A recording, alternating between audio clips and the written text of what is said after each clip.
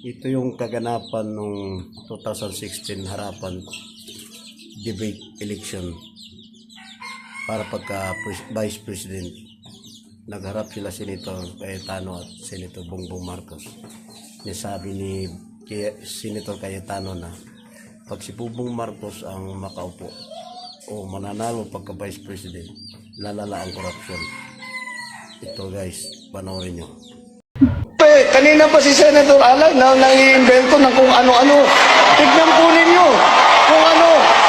Okay. Ang kaso tungkol sa human rights compensation ay nasa gitna ng gobyerno ng Pilipinas at ng human rights claimants. Wala na po ang pamilya Marcos. Hindi man po kami nag-a-argue, hindi na po kami nagpapadala ng abogado sa kasong yan. Ang humahad lang sa pagbayad na compensation ay ang gobyerno ng Pilipinas na pinangungunahan ng Liberal Party. Yan po ang katotohanan. Senator Marcos, I'm talking about the 1 billion with the PCGG and yung $5 billion na nakatago pa. Kung ako nagsisinungaling, hamunin kita ngayon, fact check. Pag ako ay mali ang sinabi ko dito, magwi-withdraw ko. Pero pag ikaw mali, hindi mo lang magwi-withdraw, isoli mo ang pera sa tao. Alright.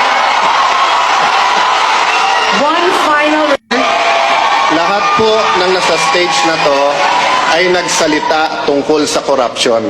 Pero nung tinignan ko po sila, so far po si Senator Trillanes, Senator Hunasan at ang inyong lingkod lang ang nagtaya ng buhay namin laban sa corruption.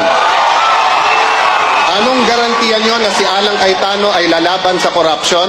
Bukod sa walang may hawak sa amin sa liig, walang malaking negosyante na pumopondo sa aming kampanya, sabihin nyo anong issue ng corruption sa ating bansa at wala doon si Alan Cayetano. EDSA 1, EDSA 2, kay Binay, kay Arroyo, sa SSS, fertilizer scam, lahat po doon, nandun po kami at lumaban. Meron po tayong kasama dito na pag yung ibang hearings nawawala kasi mga kaibigan ang nandun. Pag Coco Levy nawawala. Pero nagulat po ako mga kababayan. Sabi ni Senator Bongbong wala daw bahid ang kanilang pamilya. $10 billion ang nanakaw nung panahon nila.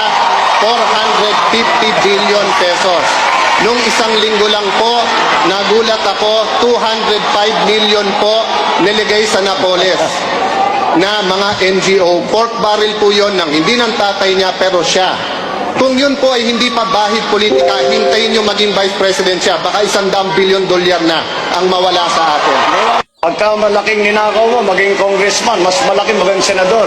Is that how he became congressman? Is that how he became senator? That's not how I became congressman. It's not how I became senator. Well, mga kababayan, alam kong sa Europe nag-aral si Senator Bongbong kahit peke yung diploma. Pero Mapriso ka! ang sinabi ko po na magiging congressman ka, that's sarcasm. Because it applies to many, not to all. Okay. Kung ako'y naging congressman dahil corrupt, di sana hindi ako sumama sa EDSA 1, EDSA 2, hindi ako lumaban sa corruption ni Binay, hindi ako lumaban sa corruption ni Arroyo. But Senator Marcos, nasaan ka pag corruption ang pinag-uusapan? Diba? Wala ka sa hearing. Sabi mo kanina, Senator Marcos, matagal tayong magkapartido, bakit ngayon lang bringing up? Naalala ko tuloy, nung hearing na Napoles, galit siya sa akin lumapit kasi pinapatawag ko yung isang Maya Santos.